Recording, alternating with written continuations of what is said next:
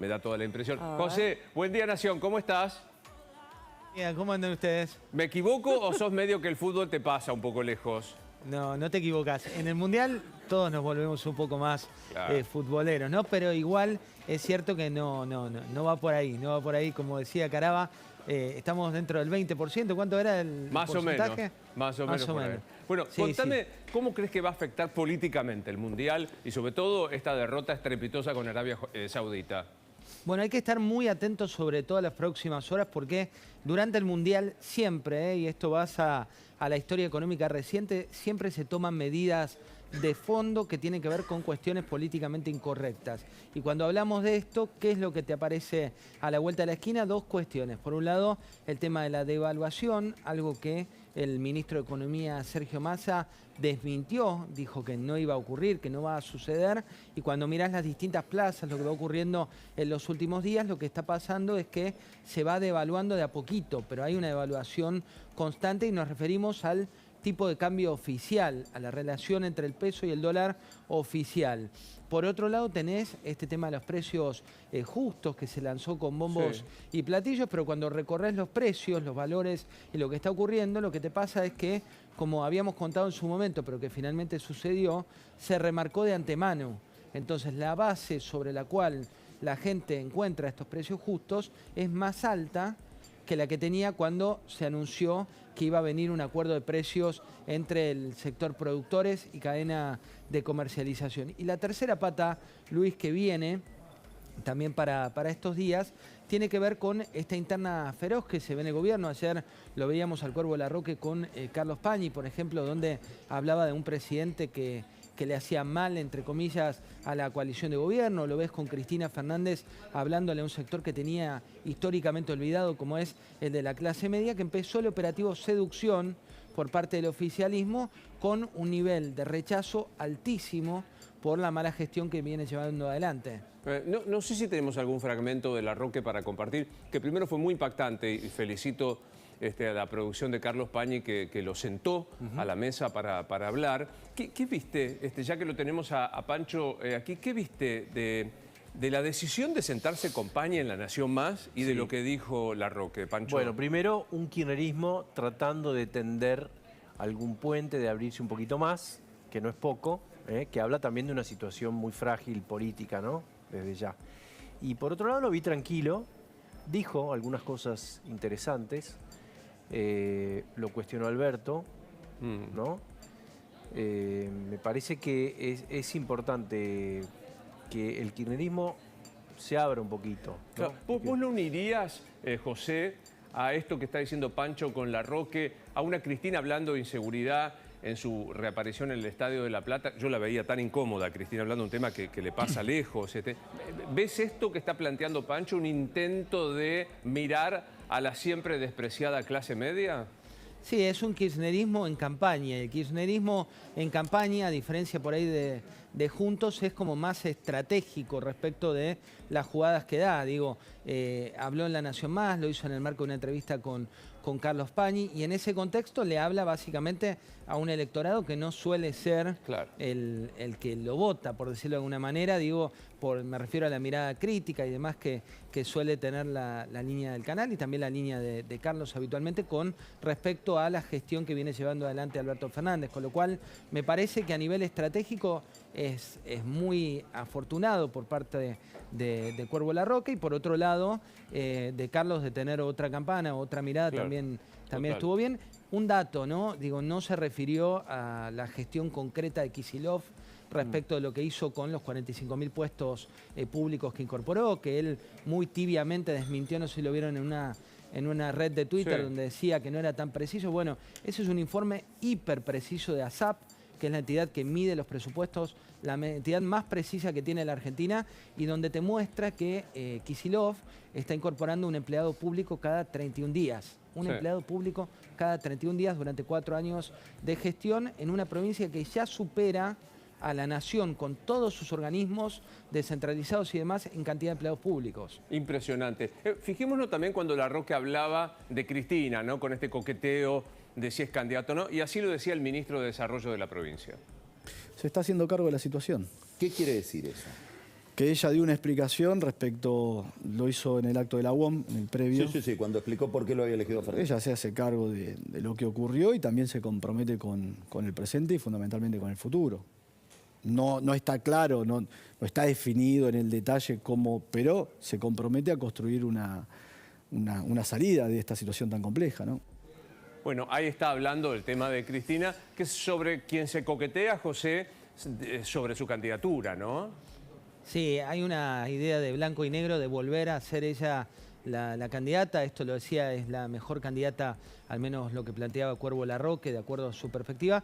Pero también hay que decirlo, y lo decimos y no nos cansamos de decirlo, que la presidenta en ejercicio, cuando Alberto Fernández estaba de viaje, hablaba del gobierno de Alberto, ¿no? Digo, claro.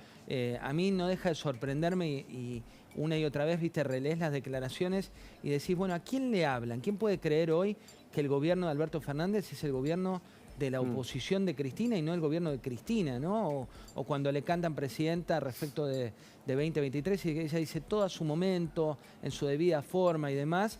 Bueno, lo decía desde un lugar en el cual ella era la presidenta de la nación, claro, y esto era fáctico, ¿no? Esta cuestión resulta muy sorprendente y excede cualquier tipo de análisis. ¿A qué deberíamos prestarle atención, José, en este momento? Bueno, ahora que perdimos seguramente no, pero en algún momento de distracción de Mundial. Yo me acuerdo que, no sé, en el Mundial 2006 se renegoció un contrato de servicios públicos cuando Argentina le ganó 6-0 a Serbia y Montenegro. Un viernes a la noche, me acuerdo, de fin de semana largo. Pero, ¿a qué? ¿A una devaluación un poco mayor?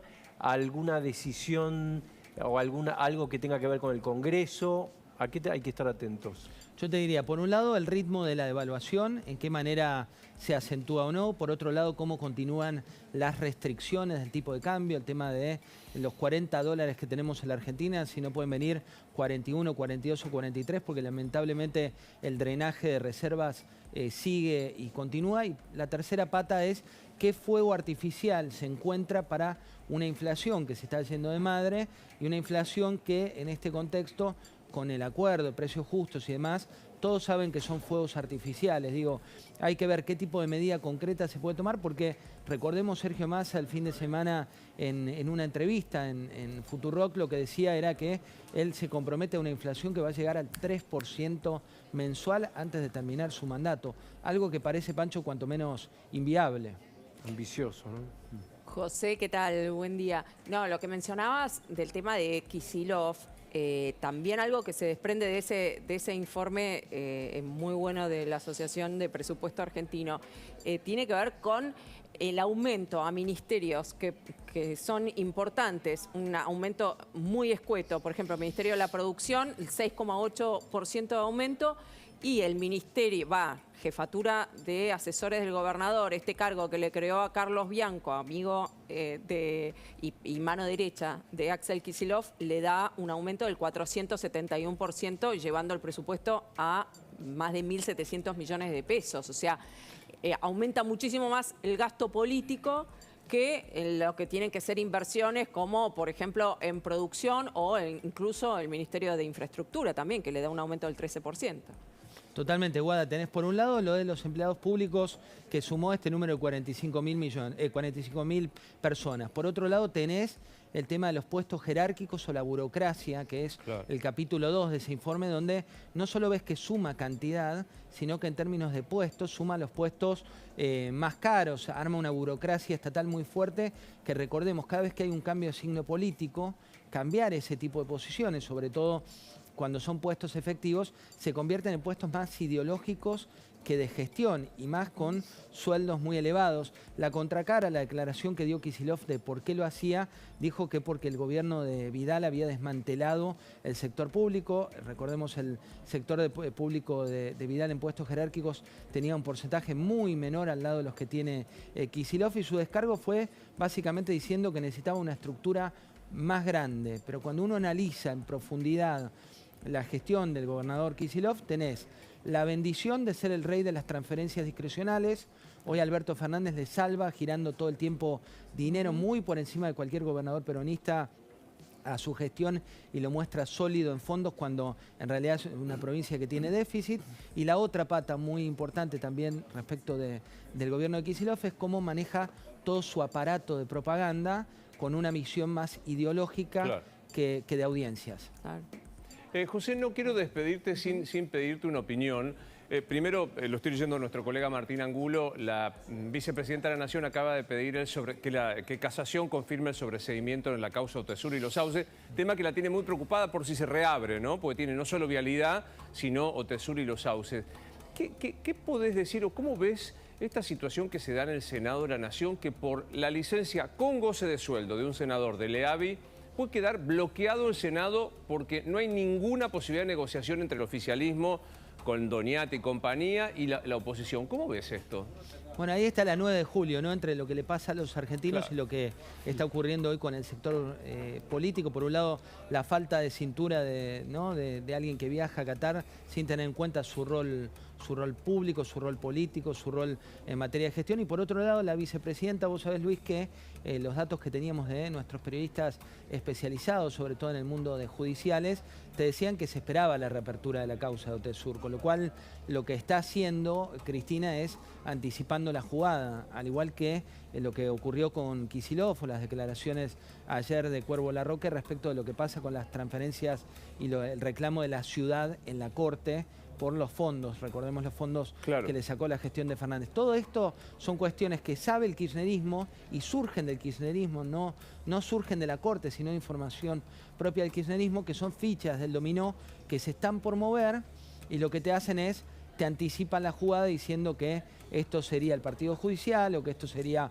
un nuevo embate de la justicia contra lo que suponen ellos la democracia y contra Claro. el lawfare que plantea Cristina. Muy bien, ¿le quedó algo más, señor, o lo veo esta noche?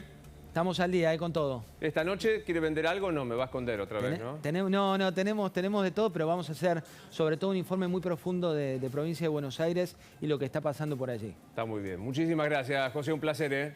Abrazo grande. Hasta luego. No, me quedo